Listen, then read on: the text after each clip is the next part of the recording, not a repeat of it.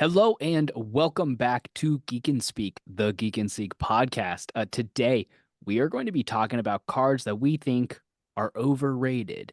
That doesn't mean bad cards. That just means cards that we are surprised that they are as played as they are. And we will get into all of that here in a little bit. But hi, I am your host, Morgan. Join with me today. I have my friend Preston. Preston, how's it going? Going pretty good. Like to hear it. And then we also have Jason. How's it going, Jason? Not too shabby. How are you? I am doing very, very good. I guess this is coming out afterwards, but I am constantly struggling to get Upkeep edited on time nowadays. At my last job, it was really easy to edit for Upkeep because I would like sometimes go a couple days without actually having to do anything. So I'd have my work computer and then I would just actually edit Upkeep. And now I can't do that. So I'm struggling, but otherwise I'm good. So before we get into our main topic of talking about overrated cards, if you would like to support the show, whether that be our podcast, our gameplay, the other stuff we have going on, you can head over to patreon.com/geek and seek YouTube. And if you can't support us financially, that's fine. You can also help us out a lot by just liking, commenting, and subscribing if you are not already subscribed. And check out our other 200 plus videos we have. That all helps a lot. And then we also have our comment of the week. This is from Black Lodge Willie. This is from last week's podcast episode where we were talking about board wipes. We talked about our philosophy on board wipes and then what we look for in our board wipes, how many we're playing in our decks, and then also just reviewed a lot of the top played board wipes according to EDH Rec. And Black Lodge Willie says, I've noticed a common trend when discussing board wipes, whether it be the opinion of content creators or commentators. If you're going to board wipe, you better have something to progress the game or outright win. But my question is why? I think some people are mixing board wipes up with win cons, and others are mixing them up with advancing the board state. It's neither of those things, but because of a gut reaction, in this case negative, one has uh, one has to a wait, what?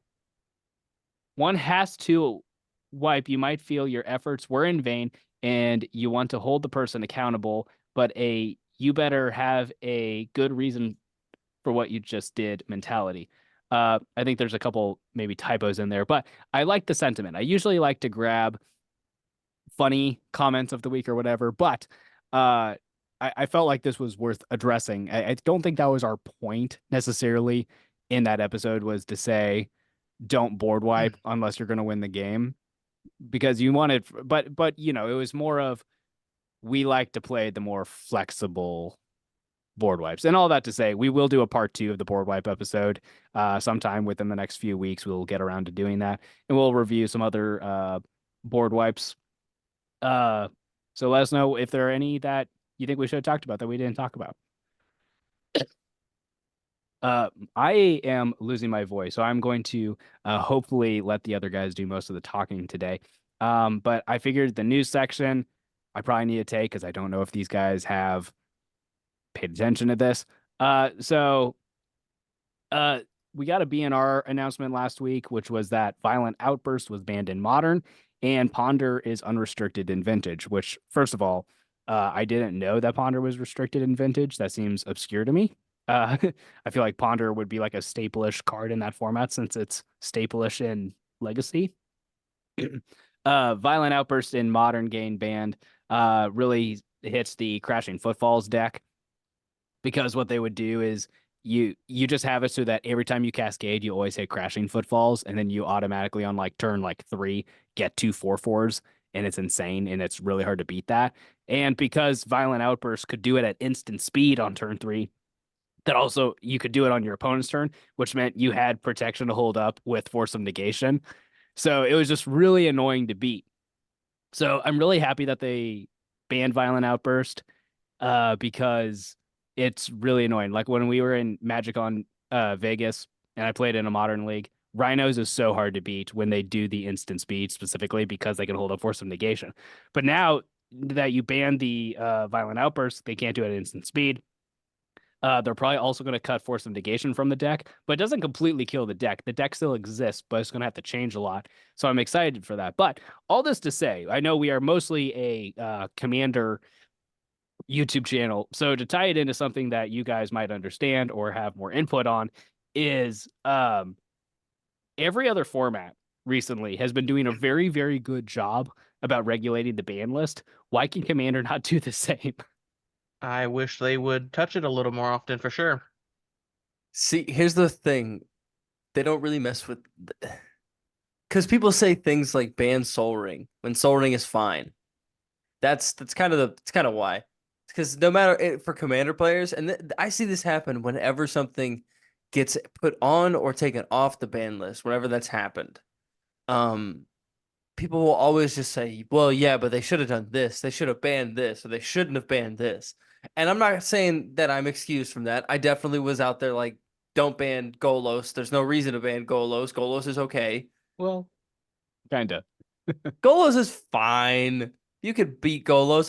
Golos doesn't win every commander game that it plays in, and it's not super incredibly. It's not like Leovold, you know. Like that's a banned commander for a good reason. Um, and even like when Protean Hulk got unbanned, that I felt like that was fine too. Um, but I heard people complaining about that. But it's always whenever something gets banned or unbanned in this format, people are always like, "Well, this should have happened. Or this should have happened. This should be banned. This shouldn't be banned." It's like, okay, we're not talking about what actually happened. You're talking about what you want to happen. I think that's just kind of the way the community is. But Jason, have you considered the fact I know better? Have you considered the fact that maybe we are smarter and we who play Commander once or twice a week just maybe know better than these guys who their literal kind of jobs is to pay attention to Commander? I think we know. I think we know better than them so much that we all kind of have our own personal ban lists. Like each play group, they all have cards that like we just don't play these cards. Like House bands. one effect that nobody in our play group plays a lot or very often is that mind slave type of effect. Yeah. You know, where it's like you control somebody's whole turn. Like none of us really do that. You know, there's so in I just feel like in every play group there's certain things that are kind of just banned. It's kind of like an unwritten ban card or something like that. So that's probably another reason. Yeah, I mean, the main thing I've heard is that it's too much of a slippery slope. Like if they start unbanning these things, then well, are you going to unban these things too? Or if you start banning these things, does that mean you also have to ban these similar cards? It's a very slippery slope. But the other, like the actual formats, the competitive formats are very healthy right now. They're fairly diverse. There's some degenerate things going on, but you're playing competitively. There's going to be things Yeah. that are breaking and stuff. All of You those want to formats are super cool right now. And I just wish that Commander was at least a little bit more aggressive about banning problems. Like there are some cards like, yeah, banning Soul Ring at this point, like even if it was healthy for the format, which I think if we were honest, it probably would be healthy for the format to ban Soul Ring. But at this point, it's stop it. unrealistic. It's Stop it. unrealistic. Stop it. Stop it. Soul Because Ring is fine. Stop it. but there are other cards that are more problematic that people have been vocal about for years, and we don't do anything about that. And that seems wrong to me. So I don't know, just some food for thought. There are So definitely, yeah. That's a whole other episode that we could talk about cards that we think should be banned or unbanned or whatever. Preston and I actually did an episode about that like over a year ago, and people didn't like it. People were like, "Oh, you guys know better," or like I think Preston said that like Protean what card was it? From Primeval Titan. I think he said it could be unbanned, and I was like, "Well, I don't know about that. Not in the world where Field of the Dead exists now." So that would be kind of ridiculous. Give me I one mean, sec. I'd make that trade to be honest with you. Yeah. Oh, you mean like if we unban the Titan, then maybe we ban Field of the Dead? I could see I'd that. take that every day of the week. I could see that. I would just like to play my Primeval Titan I have. I have the Chris Ron Secret Lair Primeval Titan, and it's really pretty. And I don't have that modern deck. and it's banned in Commander, so it just sits in my binder. So I would just like to use it. It's the fact that it says 2 land cards. It's Yeah, it's any lands. Yeah, you can do yeah. ridiculous things with it. Yeah, it's a very the amulet Primeval Titan Amulet of Vigor combo deck in Modern is ridiculous. It can like win on like turn 3, turn 4. It's really insane. So as we jump into our main topic, we are going to again be talking about our top 3 cards each that we think are overrated in Commander. Now, why don't we go ahead and go around and explain what we mean by overrated? Preston, why don't you start us off? So for me, overrated cards were ones where I didn't think they were actually bad by any means. I think they have their decks that they fit in, but I think people overplay a lot of these cards and think sometimes they're staples for their colors when I really think it's more deck specific than people typically want them to be because they're just so used to having staples. So that that's why I chose the cards I went with today. Yeah, what about you, Jason? Yeah, I don't think that any of us are saying that these cards are bad. I think that that's not what the point of this is. This is us saying these are cards that get played a lot in the format or often enough in the format, and there are probably just better options. There's probably just better cards to play. Some of them might be a little controversial, and that's okay. These are all just our opinions. But we're not saying that these cards are bad, just maybe a little, overrated. Yeah. Yeah, the only other thing I would add is all 9 cards listed here are cards that I do sometimes play. It's more of a fact that like EDH rec is flawed and skewed, but we are going to be referring to it quite a bit today. And when you just look at the percentage of decks that these cards are played in, you're like, well, is that correct?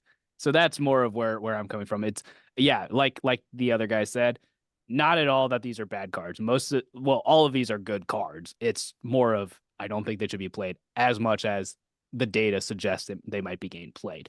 So, Preston, why don't you go ahead and talk to us about your first overrated card?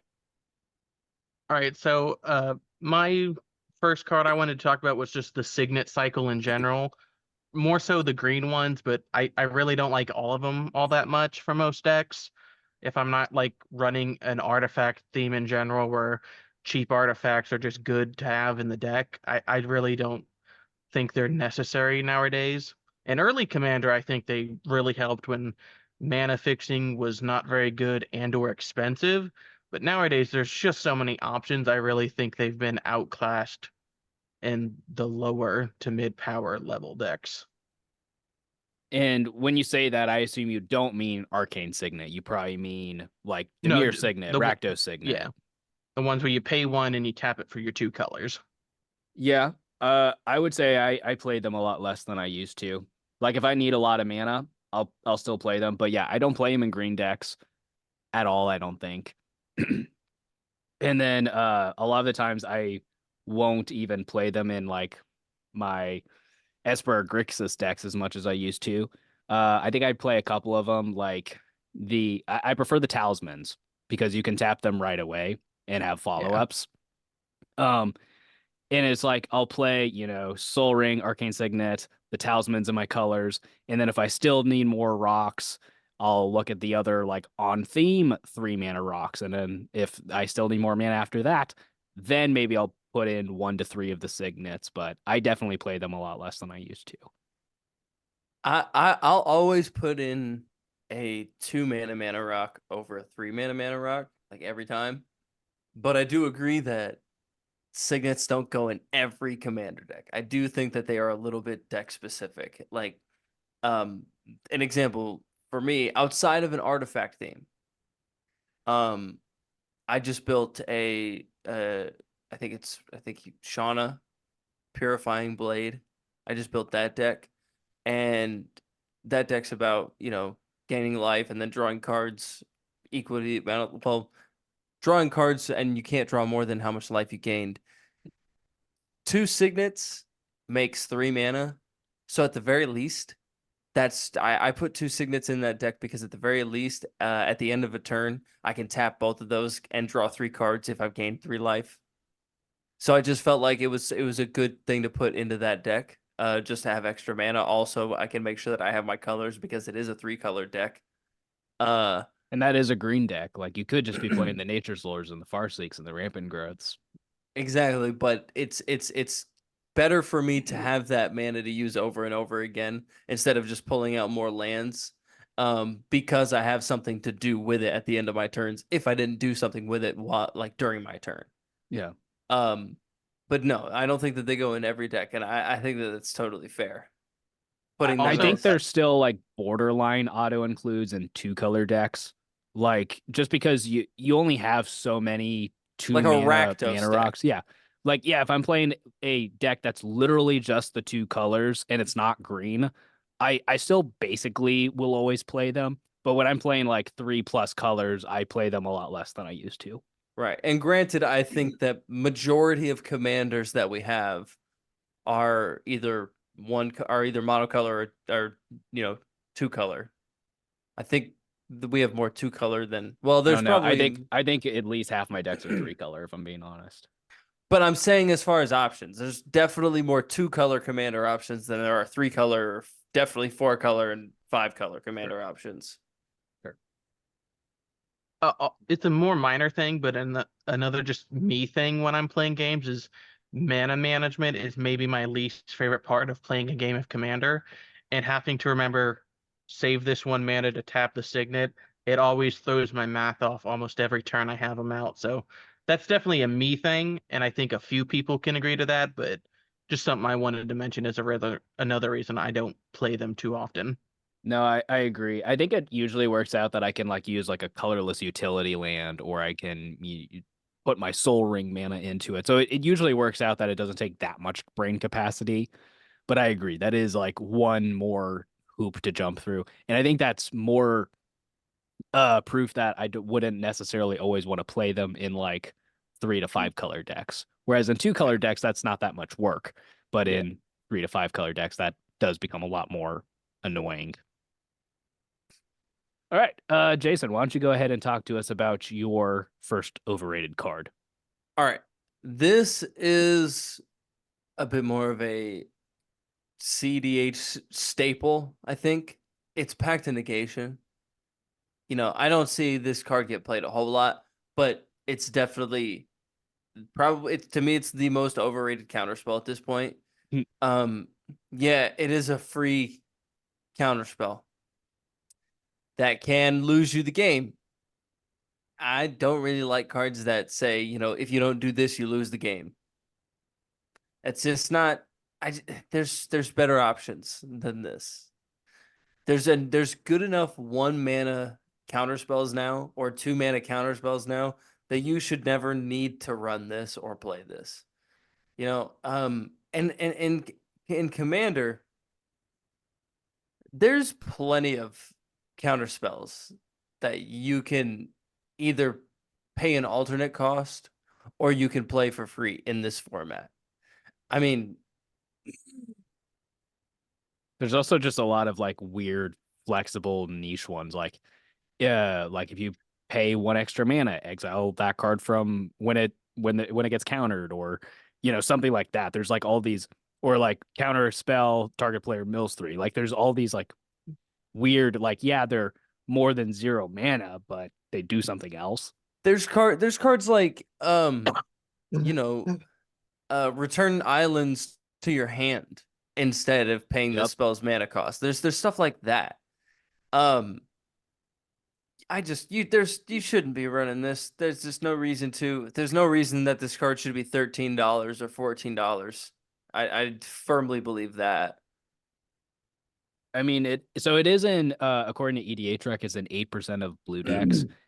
I will say it is an next to auto include in CEDH, because that clause of pay 5 at the beginning of your next upkeep or you lose is kind of irrelevant, because you're using the Pact of Negation to push through your combo, right? So if I'm trying to win right here and now, I don't have to worry about getting back to my next upkeep because I'm trying to win right now.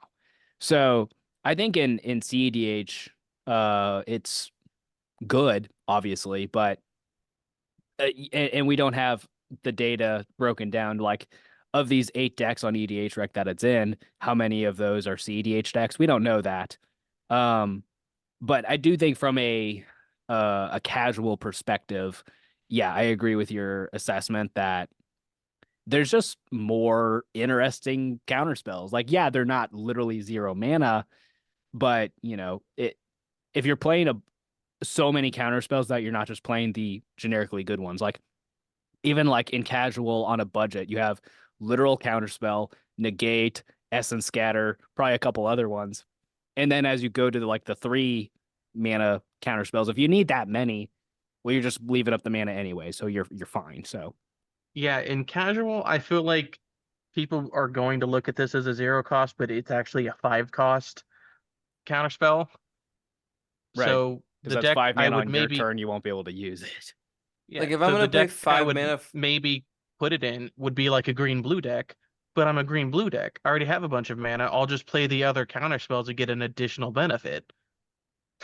yeah, if I'm gonna pay 5 mana for a counter spell, I'm gonna get something like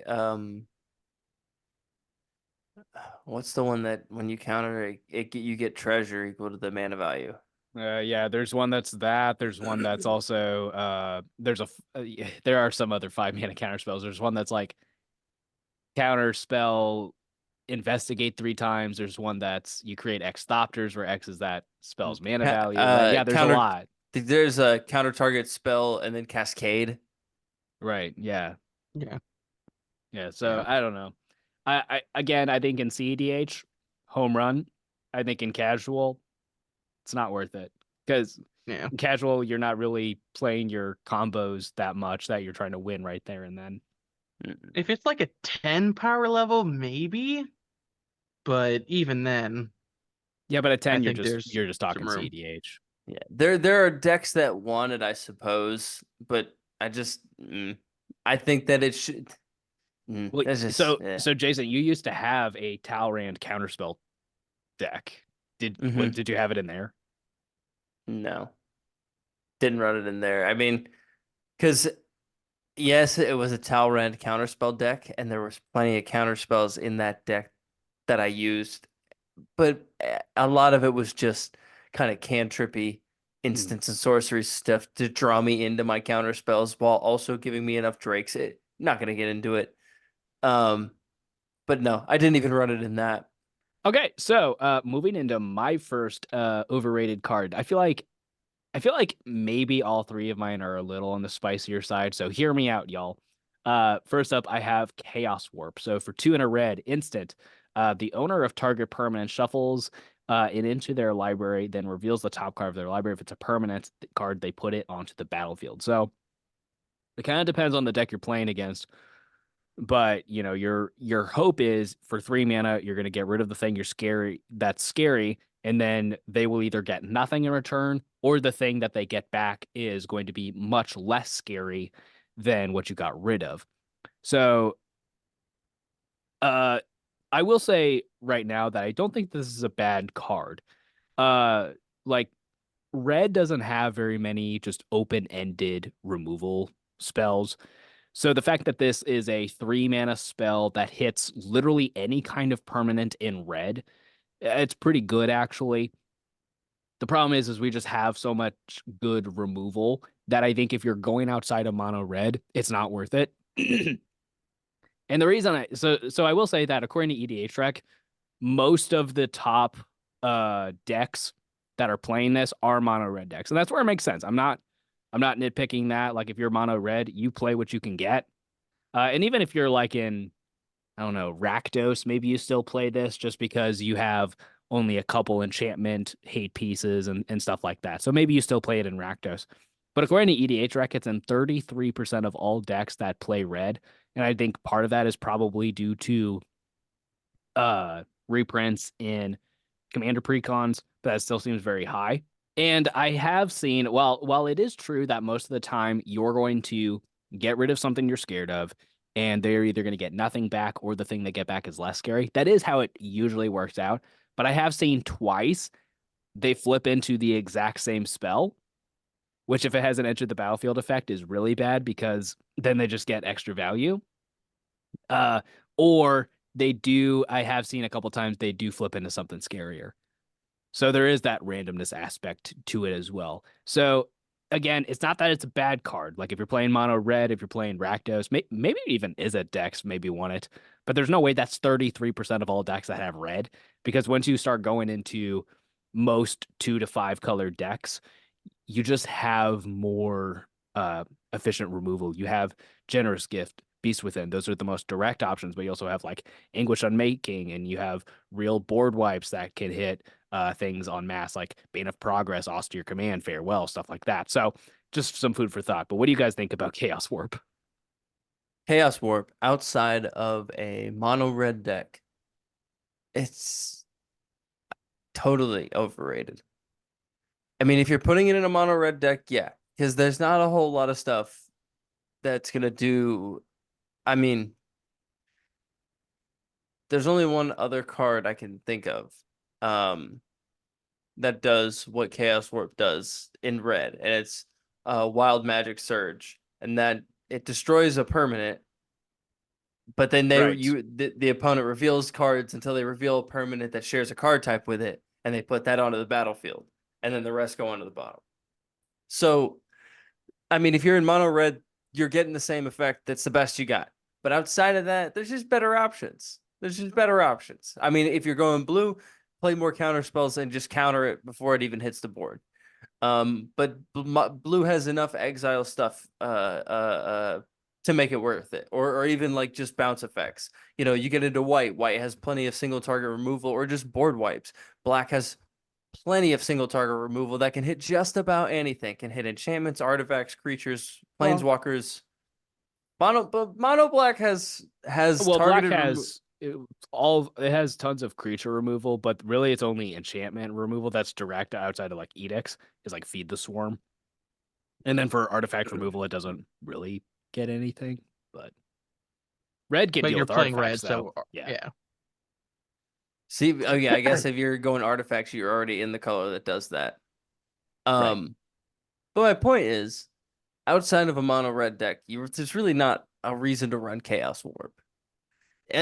And you know, I mean, if you want to play in like a chaos theme and you I chaos do have it in my and chaos deck, even though it's a 4-color deck, and I definitely have better removal options. But it's like, yeah, but it would be funny if I just flip back into the same spell I just targeted, you know? So see and like you could chaos warp your own stuff, that's you true. know?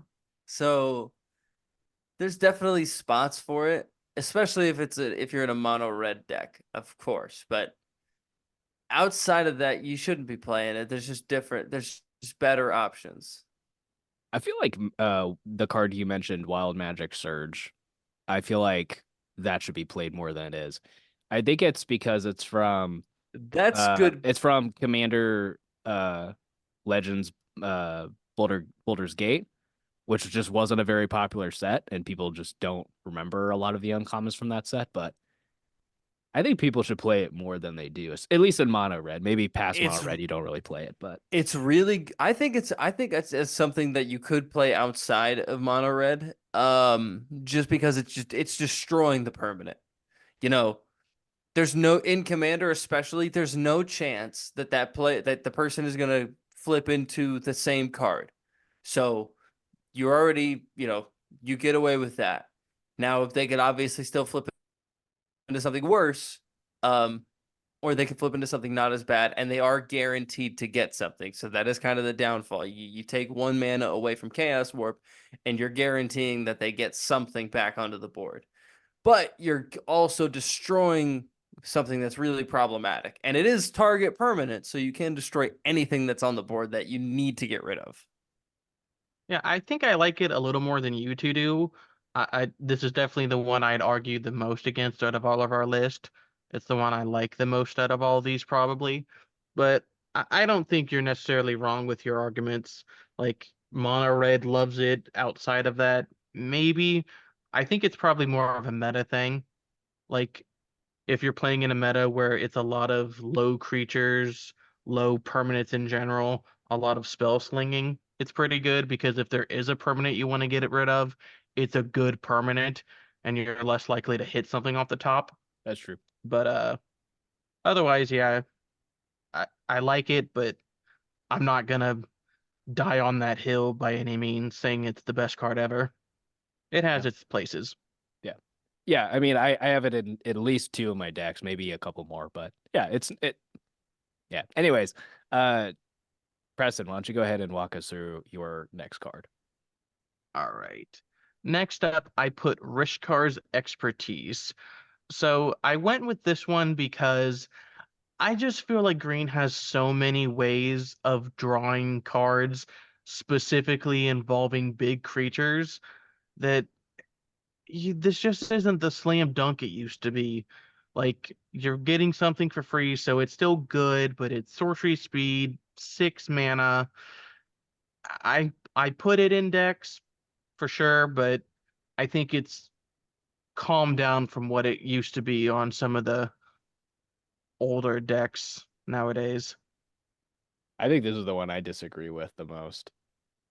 Like, I feel like if you're playing a green stompy deck, this is like in your top.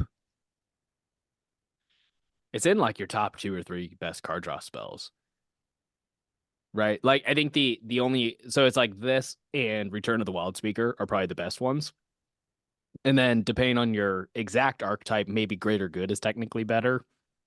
But the fact that I do agree that it being 6 mana at sorcery speed is definitely a drawback as opposed to some of the other options, because there are other like if you go below those top 2 to 3 best ones, the tier right below that, a lot of those are still plenty playable. So the fact that this is 6 mana at sorcery speed is a drawback, but you get to play something else for free following that.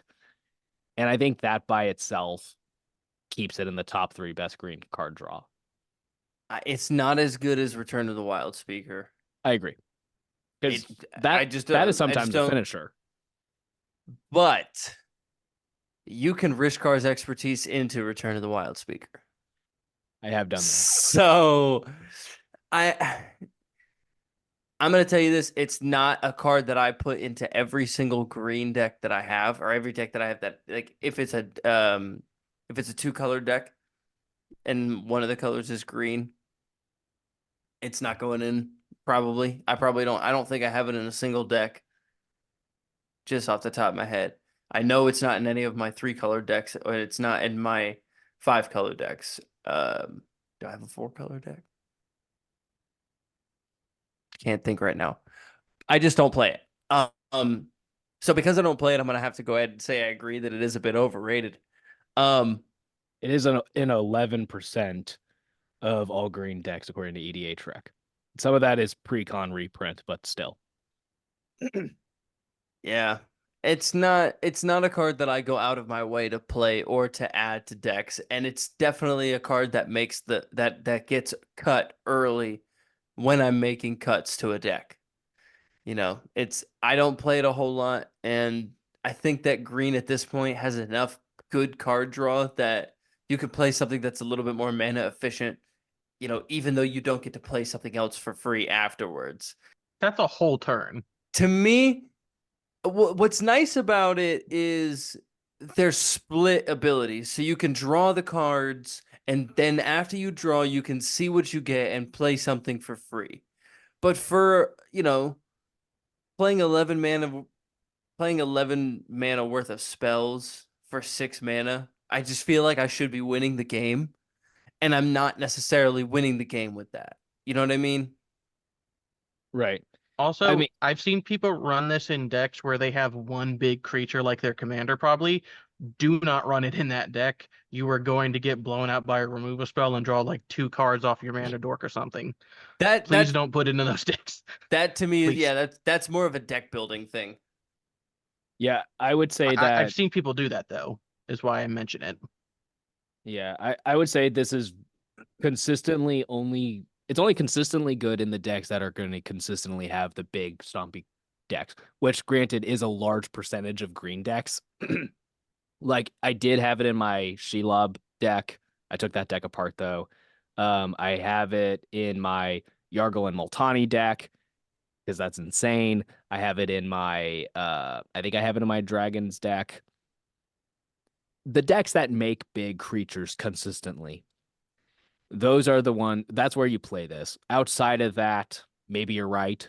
Maybe there are just better options. And then it obviously that dynamic shifts quite a bit depending on if you're going outside of mono green, what are the colors you're adding? What are they bringing to the table as far as the synergy of your deck? Because I will often take the synergistic card draw for my deck's archetype over whatever like just generically good card draw is available to me in those colors. So there's that to keep in mind. But I don't know. I think this is still third or fourth best green card draw spell. It's not bad. I'm not trying to make that argument. I just think Yeah, people no, put it in a couple decks they shouldn't be. I don't think that any of the cards that we're saying are overrated are bad cards. Right.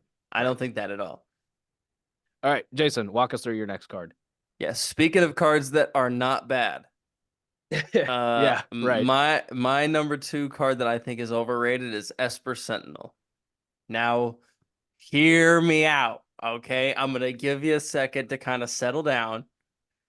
So just hear what I have to say. When Esper Sentinel first came out in Modern Horizons 2, it felt like an auto include in every white deck ever. And maybe it does go into every mono white deck, or maybe it does go into every deck that has white in it that is creature heavy or creature based, and you have a couple anthem effects that are buffing creatures, and Esper's going to enter the battlefield as a 5/5. Then it really feels like the mono white version of Mystic Remora. But let me tell you this: most of the time, you put Esper Sentinel in a deck that has white, Esper Sentinel is going to come in as a 1/1. People are going to pay the 1, and it's going to feel really bad because you're going to have this Esper Sentinel in the battlefield for 1 turn rotation and it draws 0 cards because it's only the first non-creature spell and it's only equal to its power, which is a 1. So So if you're not buffing up its power to make it more expensive to pay, then there are just better options as far as card draw, especially in white now. They have done so much for white over the past couple of years to get it up to the level of other colors in the card draw area. So I generally agree with your assessment. However, I have seen that if Esper Sentinel comes down early, people are just not willing to spend the 1. It's like the Ristic Study thing. Are you just not going to play your cards? Now, I do agree with you that Esper Sentinel probably doesn't go in every white deck. It is in 21% of white decks according to EDH rec, which is insane because that's not just mono white. That's the 2 color decks, the 3, 4, 5 color decks that have white. That's a lot. And I think if it wasn't a $35, $40 card, it would probably be in even more than that. I can't believe it's that expensive. Last I checked, it was like $20. Um, what I will say though is there are a lot of decks that are going to consistently buff it. So I don't know if you saw the newest at the time of recording, the newest episode of Upkeep, Jason, but we were playing the partner decks. I had my human deck, and I had Cathar's Crusade on the battlefield, and I played I forgot what it's called. It's the ultimatum that brings a bunch of crap back from your graveyard. And so all of those triggers happened at the same time. And so Esper Sentinel, I got to ask, like, do you pay like the 35 for Esper Sentinel or whatever the heck the number was? That, they literally can't. So there are situations like that. Or if you're playing like an equipment deck, then it scales up with the equipment that are buffing it. I think it accidentally synergizes with a lot of stuff. It is an artifact, so it helps artifact decks. It is a human deck, which is it's a human, which there's a lot of human decks. Humans are a very popular tribe, it is white card draw, so mono white decks really want it. So I agree Can that it we doesn't hang go in on? all Time white out. decks, but Time out. Time out. I just thought about this.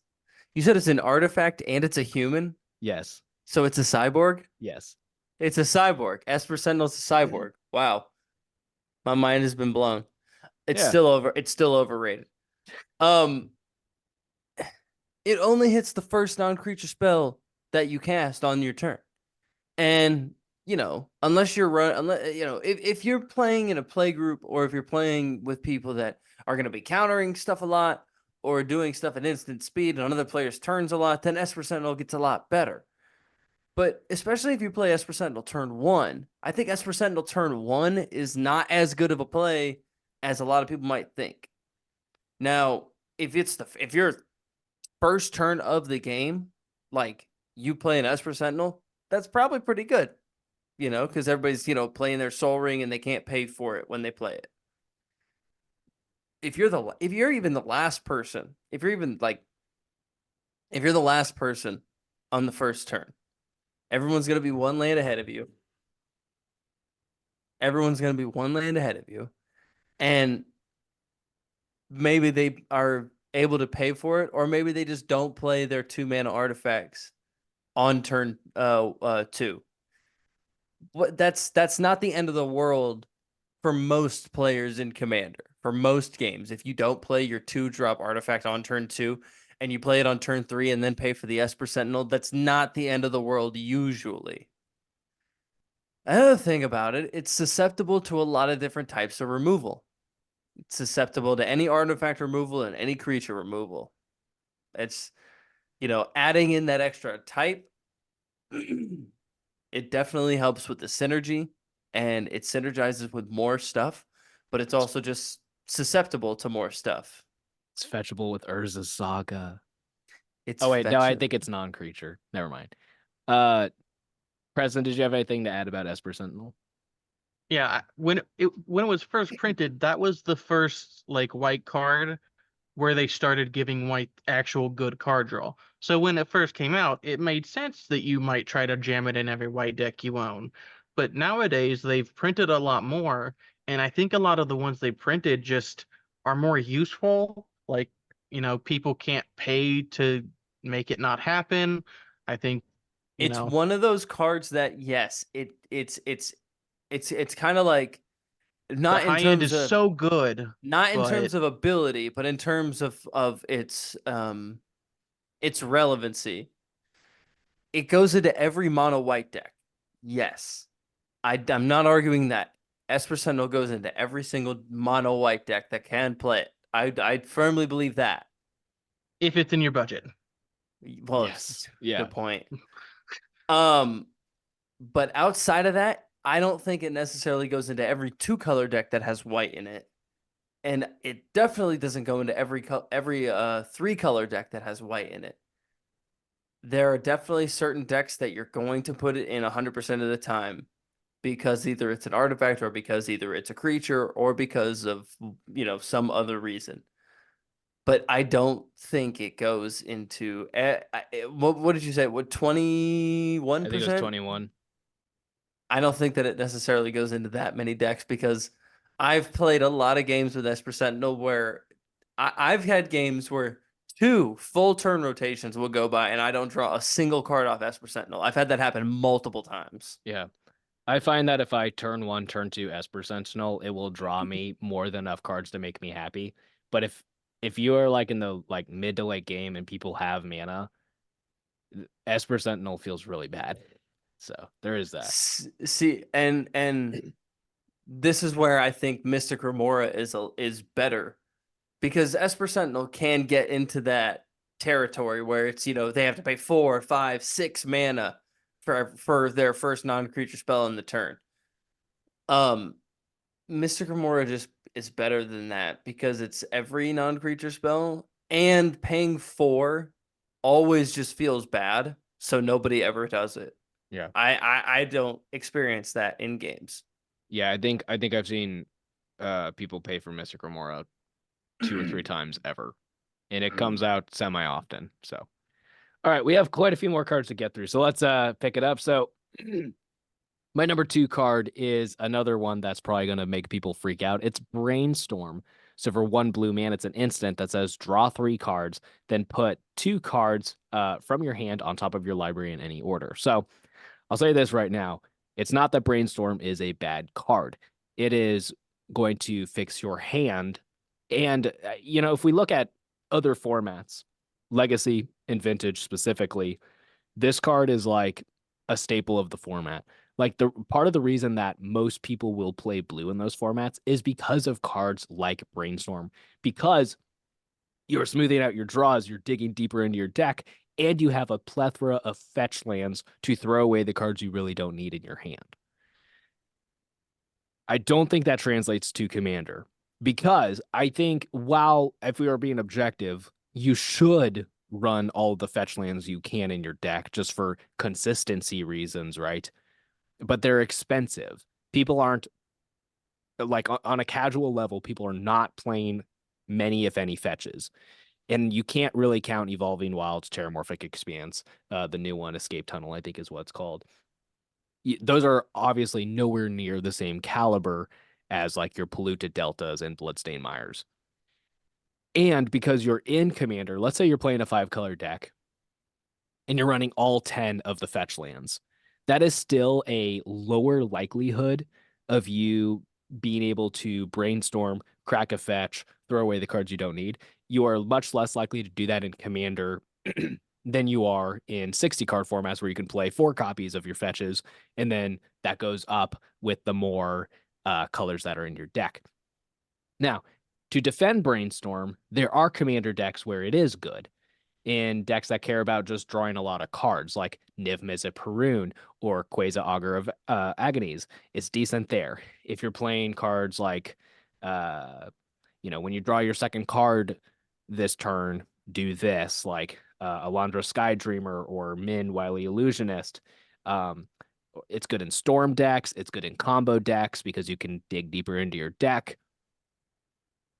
So there are situations where Brainstorm is good in Commander, but it isn't, according to EDH Rec, in 24% of Commander decks. That seems insane. Oh, there's a new commander on here, which is Marvo Deep Operative, which is a Clash commander, so it cares about what's on the top of your deck. That's funny. So it's good in decks like that too, although I don't think that's very many decks. All that to say, Brainstorm in the decks where it's good, it's very, very good. But the fact that it's in 24% of all blue decks, according to EDH Rec, I know some of that's also reprints and precons, but that seems absurd to me. Like there is the best part about Brainstorm is cracking a fetch afterwards so you can throw away the cards you don't need. You can't reliably do that in Commander, especially if you're on some sort of budget. So personally, when you started that whole thing, I was kind of ready to come after you and be like, Morgan, I just don't think that you know what you're talking about here. And then you said how many decks run Brainstorm. And I thought about it and I was like, you know what? That is too many. I don't think that Brainstorm necessarily goes into A quarter of Commander decks, basically. Almost. Yeah. Like you're telling me 1 in every 4 decks that has blue in it has a Brainstorm in it. And maybe there's a ton of Yuriko decks that are just listed on Caring about the EDH top. Rec. Yep. And they're out and it's skewing the numbers like that. But man, that is a lot. It's a really good card, and I honestly really like it for its ability to stack the top of your library. I think that that's such an underrated thing in the format. Yeah, I mean, obviously, in the decks that care about what's on the top of your deck, then obviously it's great. But Brainstorm, it automatically makes the miracle cards insanely good. Yep. You play a Brainstorm at the end of somebody's turn and you put a miracle card on top. That way you draw it and then you cast it for its miracle cost, and all of a sudden you're taking an extra turn for 2 mana. Right.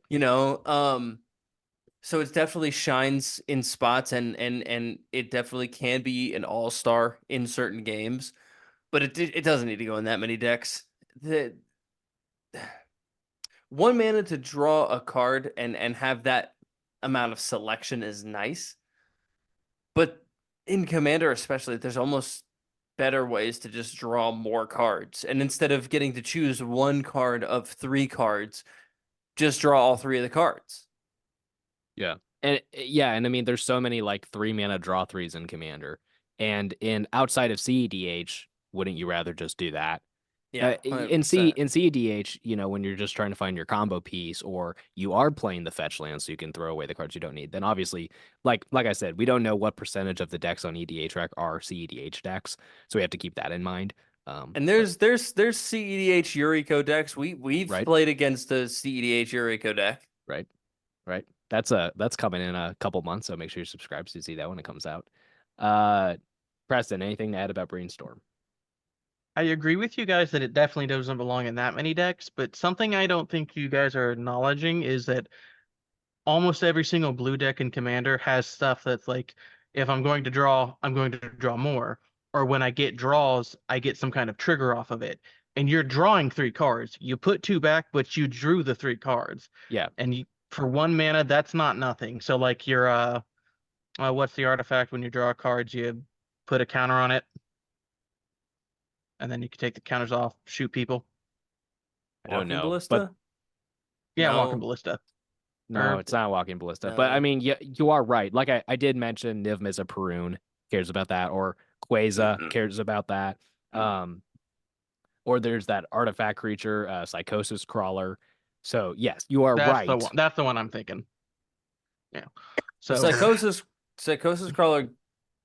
Never mind. Keep going. I was combining those 2 creatures in my head. I was thinking of Psychosis Crawler and Walking Ballista at the same time. But yeah, I think because of effects like that, it doesn't need to have like be in a deck with like top of your deck manipulation, but it also doesn't need to be in 25% of blue Commander decks. It's a bit much. Yeah. And like I said, between top deck manipulation, you're running a lot of fetches in CEDH, you care about your card, how many cards you're drawing the turn. Like that does encompass a lot of decks, but not 25% of decks. So, anyways, Well, it also costs $1 and has maybe some of the best collection of art options I've ever seen for a does. card. it does have a lot of cool arts. I really do think that Yuriko might be skewing the numbers on EDH Rec. Because Yuriko is one of the most popular commanders. It's one of the most popular 2-color commanders. It's the most popular ninja commander. And as far as like playing from the top of your library, I'm pretty sure it's the most popular commander in that regard too. I think that there could just be a lot of Yuriko decks listed on EDH Rec with different deck lists that have it in, and that might be skewing the numbers a little bit. All right. I think so. Maybe yeah. maybe that number's not outrageous. Maybe I'm crazy. Maybe that's part of the problem with EDH Rec. Like EDH Rec, great tool. I use it for deck building. You guys should use it for deck building. It's great for getting ideas. It is. But because we don't know where all of the data comes from, it's very hard to judge stuff on there. And the thing about EDH Rec, and I love EDH Rec. I use it when I'm building a lot of my decks most of the time. It allows people to put some really weird, like, it allows people to make decks that aren't Commander legal. And those not Commander, well, that may not necessarily not Commander legal, but not playable. You know, there's decks that are like every card in the deck is a basic land. You know, there's different things like that. Yes. And it's just like this deck wouldn't actually work if you tried to play it. Yes. So Preston, why don't you go ahead and walk us through your last card of the day? All right, my last card was Ruinous Ultimatum. 2 red, 3 white, 2 black, sorcery, destroy all non-land permanents your opponents control. In general, I don't love the ultimatums. The ones where they have green and they can help you win the game, I like a little more because like you're actually trying to end the game. But Ruinous Ultimatum, I don't know, that's just so much effort for a board wipe in the 3 best board wipe colors, in my opinion. I just don't think you need to run this really, especially at its price. Some of the prices you can find, it's just Well, the standard version of it, like non-foil, non-extended border, is less than $2. But it isn't 18% of decks that can run it. So, Preston, I know that part of the reason that people are weary of Ruinous Ultimatum is the awkward casting cost, which I agree with. It's 7 mana, uber specific colors of mana, and you're not in green, so you're having to rely on your signets and your talisman to fix your mana mostly. Uh, but isn't there something to say about your only getting rid of your opponent's stuff? You get to keep all your stuff. So if you already have, so like here's the scenario that is fairly common, right? You get to the mid to late game, you have a good board state, but your opponents also have good board states. You could just cast a normal board wipe in the like 4 to 6 mana range and blow everything up, and then everyone has to rebuild, right? And we see who gets there first. But Ruinous Ultimatum for like 1 more mana than like a lot of the other board wipes that are going to do. It, yes, hyper specific casting cost, but if you can get there, you get to keep all your stuff, and you are either going to be able to close out the game or get pretty close. I feel like there's something to say about that. I don't think it's unplayable, but white has all of those board wipes where you blow up everything except for the specific things you want to keep. So you have those the more options. situational board wipes. But Ruinous Ultimatum 7, I'd rather just pay an extra 2 or 3 and use the black ones where it's like destroy all my opponent's creatures, but I only have to worry about the 2 black and the other stuff is colorless. I don't have to have Like in 7 Garruk's Wake. specific pips. Yeah. Black has like 2 or 3 of those, I think, at this point, that basically do that around that mana pool. I'd rather just play those over this. I do think that it's definitely deck specific. You got to make sure it can go into decks that are more than just those 3 colors. I think if you're in a Mardu deck, I think it's an auto include. I do think that. I don't think that. I disagree. See, yeah, that's where if you're playing Mardu, it goes in the deck 100% every single time, in my personal opinion, because you don't have Psych Rift. You don't have that option. You're not in the color. And it does essentially what you wished Psych Rift would do. I really And actually wish, just get rid of the things. yes, I wish that Psych Rift would just destroy everything that my opponents have and leave all my stuff alone. But it doesn't. It does something that's basically just as good, but it doesn't do that. Ruinous Ultimatum does do that for the same amount of mana. And if you're in those colors, you should include it in that deck no matter what. And I do think that there is an argument that you could put it into a 4-color deck or a 5-color deck if that deck is, heavy white, I think. Or really, I did used to have it in my my Kenrith deck as one of my board wipes. Yeah, because of those 3 white pips, I do think that white probably needs to be the dominant color if you're in a 5-color deck to play it. But I think that it's playable outside of just a Mardu deck, but it's an auto include in a Mardu deck for sure. Yeah, I would say would that actually rather play it. I was gonna say I'd actually rather play it in a 5-color deck because you can play those green effects that fix every single one of your lands. I'd actually be more willing to put in a deck like that. Like my Slivers deck has a bunch of those effects. Yeah, I'd more likely put it in that than run a Mardu deck and try to hit these specific pips.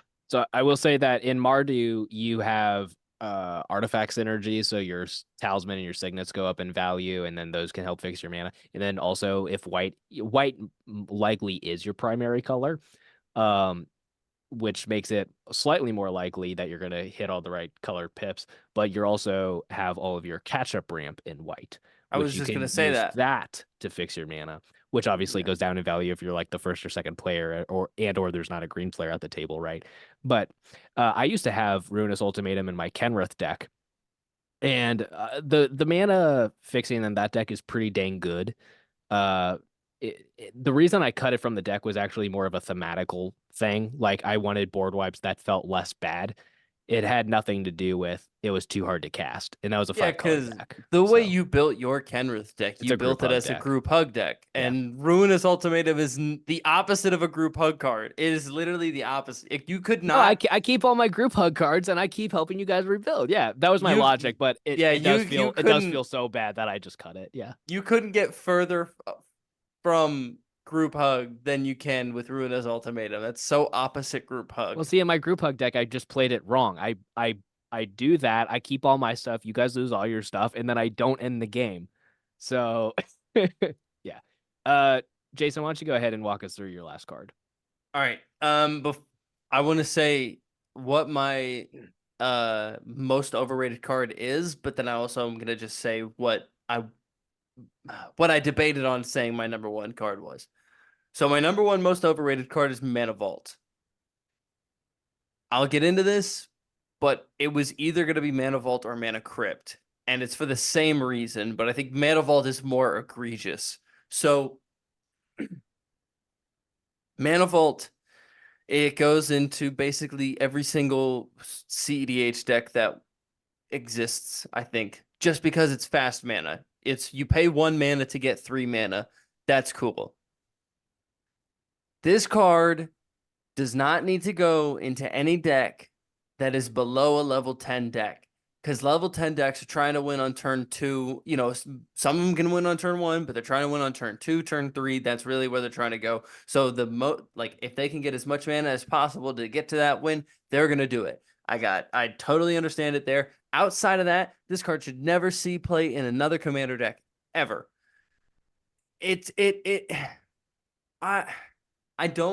not a fan of cards that will come in, give you mana, and then deal damage to you, especially when they don't untap, when you have to pay to untap them. That's why Mana Vault edged out Mana Crypt for me. Mana Crypt still untaps on your untap step. Mana Vault does not. You have to pay 4 mana to untap it. So if you're going to untap it and use it again, you now have just paid 5 mana to get 6 mana. Sounds pretty good, right? It gets worse when you split that up by paying 1 mana to get 3 mana and then paying 4 mana to get 3 mana. Paying 4 mana to get 3 mana feels so bad. It feels so bad.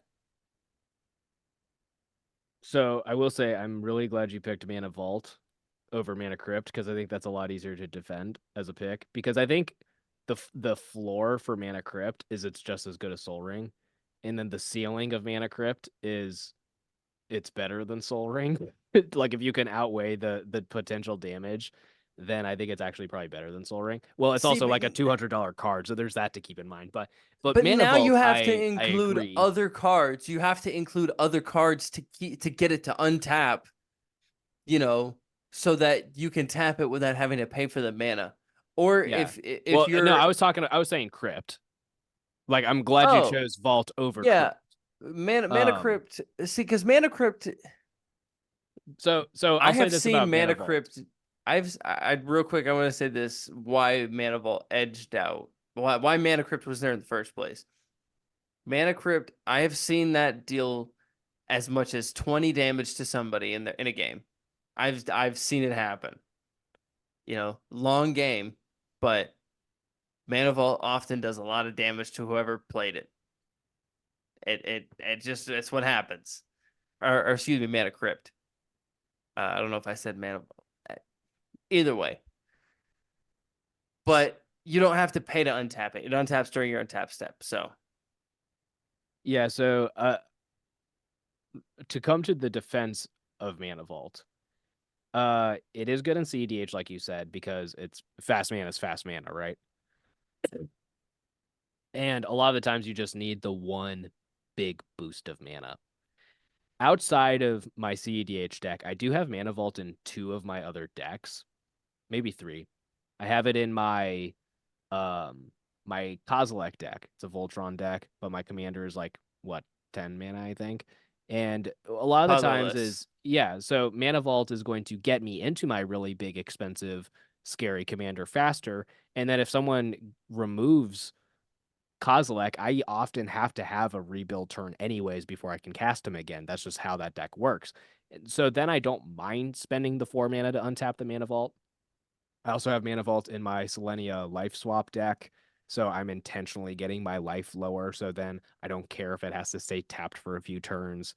And then it's the deck that I'm not sure if it's still in or not it was in my Osgear deck, because in Osgear you can use Osgear to sacrifice the Mana Vault after you've used it, and then bring back 2 token copies of it for 1 mana. So that's insane. And there are a lot of other ways to like get around that untap clause. Like, yeah, it doesn't untap during your untap step, but there's artifacts that say tap this, untap another artifact. Or, there's a couple planeswalkers that do that. There's other there's like Seedborn Muse and stuff like that. So if you I think Mana Vault is good, but it comes down to the point of like, if you are playing all of those effects, can you consistently untap it? Do you ever get in positions where you can afford that 4 mana otherwise? And then is your deck going to need that kind of speed? Because keep in mind, this is also a $45 card. And it is in 7% of all commander decks. So that seems crazy. Maybe that's the number. Maybe that means that 7% of EDH track decks are CEDH decks. I don't know. But Could be. All that to say, there are plenty of ways to turn the downside of Mana Vault into non-downside, but it does take up deck slots. So I think it comes down to how fast do you actually need your deck to be, and are you having to go out of your way to pay into those downsides, or can your deck just incidentally do it? So like maybe for speed reasons, I should have Mana Vault in more than just those 3 decks. But because I would have to take up other slots in my deck to outweigh the downsides, I don't. But then the 3 decks I have it in is really good. So There are better cards to add to the deck. I think I just don't see a reason why you would run this if you're in any deck that's below a 10 or a 9. I guess 9 is still CEDH level, but if you're in like an 8 or below, I feel like there's got to be better cards that you would rather play than this, just because you want to get a little bit ahead of your opponents for a second and then start dealing damage to yourself turn after turn after turn, or waste mana to untap it so you can use mana. What do you think, Preston? So, 2 things I want to point out. The bigger one is like, for the most part, I do agree with Jason. I do have a deck that's not anywhere near that level. It's my Avacyn deck. So that deck, Avacyn costs 8, and the thing that I want to do with Avacyn costs 9, which is get out World Slayer. what's the card? World Slayer. So that deck needs a ton of mana, so I put it in there. That deck's nowhere near 10, but outside I of would say that, I outside of don't my think I'd ever run it. CEDH. Yeah, outside of my CEDH deck, those other decks I have it in are not anywhere near 9s or 10s, but So that's a pretty big thing. For the most part, I agree. I think there's a few more niche decks it can fit in that Jason isn't saying, but Jason, I wanted to ask, so like, you don't like these cards because of how much life they can gain, right? And you're losing all that life for colorless mana, Here we right? go. How do you love Ancient Tomb so much? I don't want to get into an argument about it again. Just please try to explain it to me in a way that makes sense. I can't see how you love that but hate these. I'll explain it in the same way that I explained why Mana Crypt didn't make it to my number 1. Mana Crypt untaps during my untap step, and I don't have to do anything for it. So I'm fine with it. And Mana Crypt has a chance to not deal any damage to you. So that's I put it in the same realm as Ancient Tomb. And the difference with that and Ancient Tomb is Ancient Tomb is a land, and in our format, land destruction is not, it's frowned upon. Land destruction is frowned upon. So while your Mana Crypt might not be safe because it's an artifact, your Ancient Tomb is probably very safe because it's a land. So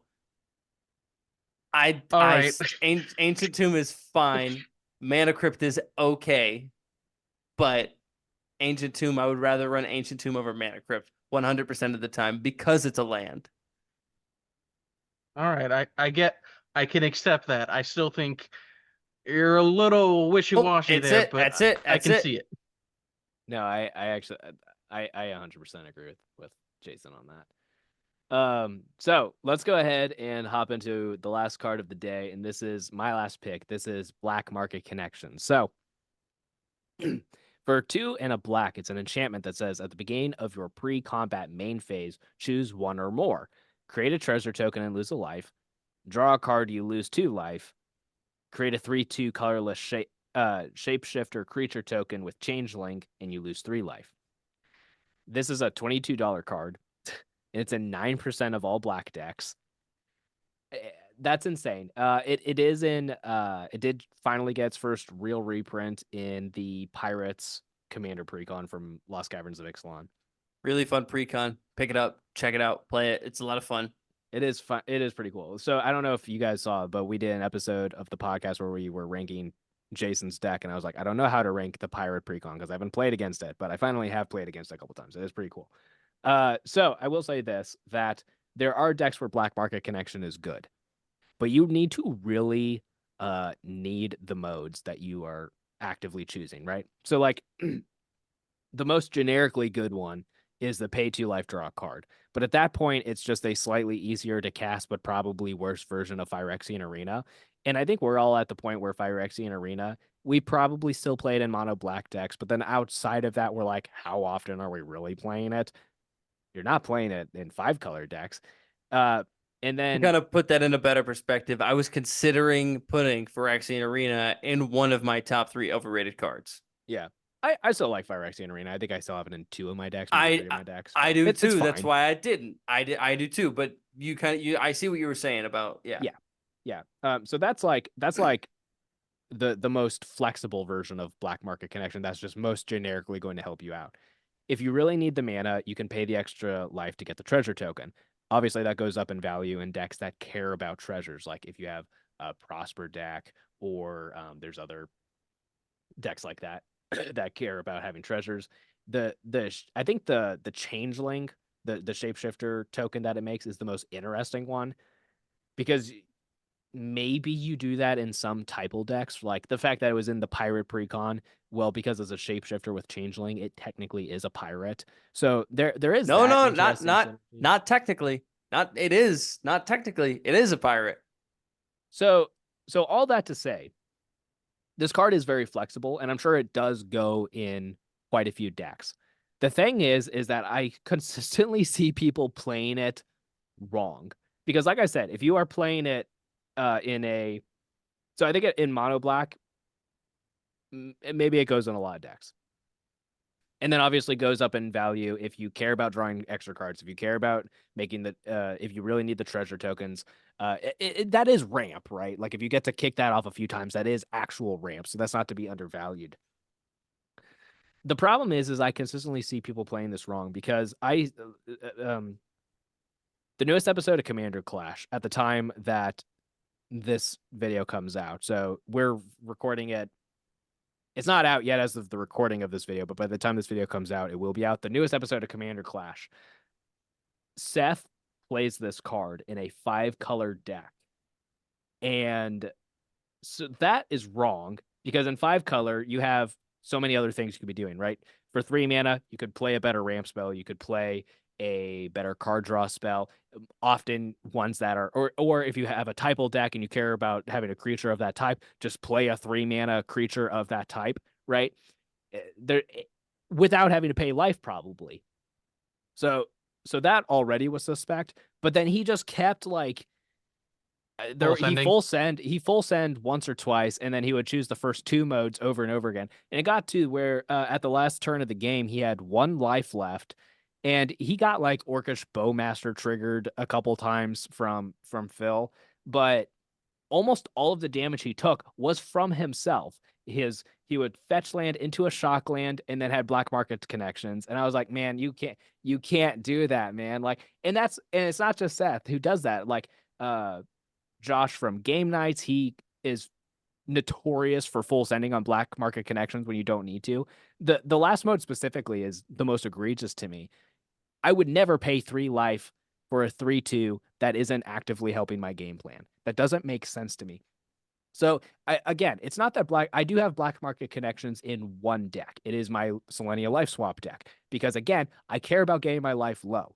So then it's also just proactively giving me other stuff. I don't have a lot of creatures in that deck. So the token that it gives me is actually beneficial, because now I have attackers or I have blockers. So that's actually good in a creature like deck. And then it is ramping me into my 8 mana life swap cards. It's drawing me the cards, all while lowering my life, which I want to do anyway. So that's the one deck I do have it in. And like I mentioned leading into this, there are plenty of other decks where Black Market Connections is perfectly fine, perfectly playable. But I think when you go outside of like 2-3 colors, you shouldn't play it. Something I want to say about Black Market Connections specifically is there are definitely spots where I want this card to be. In my Miracle deck specifically, I mean, the Pirates deck, it's in that deck. It does really good stuff in that deck. I have stuff that matters for how many pirates I have on the board. The shapeshifters will get buffed because of the pirate lords that I have that buff my other pirates, stuff there. In my Miracle deck, it's really, really good for several reasons. One, Miracle is a 7-cost commander, so making the treasure tokens is going to be very helpful. Who doesn't like to draw cards in their deck? That one speaks for itself. And then because the strategy of that deck is sacrificing my creatures when my commander's on the battlefield to turn them into enchantments, that way I can still get the benefit of their abilities. I don't have a whole lot of creatures that are on the battlefield all the time necessarily, so it's nice to be able to make a creature that just is supposed to be a creature, like to help defend me. Because once I sacrifice my creatures and turn them into enchantments, my defense is kind of like down because I don't have any blockers or anything like that. So it's nice to be able to make the body. But then also Miracle is that, if you have half your life or less than half your life, Miracle's indestructible. So it Black Market Connections in that deck works really, really well. But also, every time I play it, I look at the card and I just feel like Bilbo. I feel like that Bilbo meme, like, why shouldn't I do all three? But that's, yeah, I definitely do that. And it definitely hurts me in the end more than it helps me. Yeah. So I see where you're coming from, and I don't know if I would call it overrated, but I definitely see why you put it at number 1. Yeah. I did think of one more deck. If you are playing life gain, so you can actively negate how much it's hurting you. Because then it's good. There are like Abzan life gain decks and stuff. So, in those kind of decks where it's like, oh, I'm gonna deal 6 damage to myself here, but I'm gonna gain like 10 this turn, so whatever. So like in those kind of decks, it's also good. So all that to say, there's a lot of decks where it's good, but people are playing it wrong, and it is in too many decks. And then I feel like there's another point I was going to make, but maybe not. Preston, did you have anything to add about Black Market Connections? I have probably watched thousands of Commander games at this point from various content creators. Content creators love this card and they kill themselves with it every single game they play it. I have never seen a content creator play this card and not end up losing the game because they've spent over half their life on it. They never get to actually win because they spend way more life than what they are actually getting out of it. It's a good card, but almost every single one of them full sends it 90% of the time, and it's not worth it. Especially because content creators are also notorious for not playing life gain almost ever. So many content creators never put almost any life gain in their decks and then do stuff like this, and it baffles me every time. Yeah. Oh, I thought of the other thing I was going to say is that I am all for using your life as a resource. Like, I'm a big defender with Jason of Ancient Tomb. I like a lot of the low mana cost draw spells in black, right? Like the Night's Whispers, read the Bone, Sign in Blood. I like all those cards. I'm all about using your life as a resource. But this is kind of crazy. So Also, it's a resource. You need to have it. yeah. If yeah. you have the if resource you run out and of you life, use all then of it, yeah, that's the other See, thing. You get to your pre-combat. deal. We had a game on Sunday where I was playing my life swap deck, and they just got me down to 1 life, and I got to my upkeep, and my Phyrexian Arena killed me. Right? Like they didn't even No, have to it was the Dark Tutelage. Dark Tutelage. Yes, that's right. It was funny in the moment, because in the moment Morgan was like, "What about a Dark Tutelage first? Because if it's a land, then I don't lose." And we were like, "Okay, that's fine." That was like an 8 mana spell. It was like 7 or an 8 mana spells. Like, all right, well, you could have just took the 1 from Phyrexian Arena, but no, overkill. Yeah, all that to say is that Black Market Connections will create those same situations because you have to choose at least one. you can't choose to not choose any. You have to choose at least one. So you will get in those positions where your life total is low enough and you're like, I wish I could stop paying, but I can't. And the thing is, I'm pretty sure because of the way that paying life works, if you have one life, you have to choose to make a treasure token. I'm pretty sure because you can't pay life you can't don't pay- have. Well, it's you lose life. Yeah, but So you're not paying the life. so you can pick anyone. You just okay. Yes. Oh, well, there you go. So At that point, you matters full if you send have to send a message. yeah, that matters if you have Platinum Angel in play too. Big brain moves. All right. So I hope we've riled you Oh, up, wait a minute. viewers. Okay, go ahead. I just thought about this. Black market connection gets really good with is it Platinum Imperium, right? Where your life total can't change. Yes. Because you're not paying the life, you still like it says you lose 2 life. It's like, okay, well, I'll lose 2 life, but wait a minute. Yeah. Okay. Oh no, we There's broke definitely- Platinum Imperium. Yeah. We did it. So all that to say, viewers, I hope we have triggered you. I hope we have offended you with all 9 of our cards that we talked about. Again, really, jokes aside, all 9 of these cards are cards that we either do play or sometimes play or have considered playing. So it's not that any of these are bad cards. It's just cards that we think are like, well, maybe people are playing this incorrectly. Maybe there shouldn't be in as many decks as it is. Again, it doesn't help that EDH rec statistics are like, we don't know where they're getting the data, so it's hard to judge those numbers accurately. But all of that to say, let us know what you think in the comments down below. And if you agree or disagree, or if there's other cards that you're like, hey, this is in like 85% of commander decks. Why is that? So let us know. And we will be back next week for another fun topic.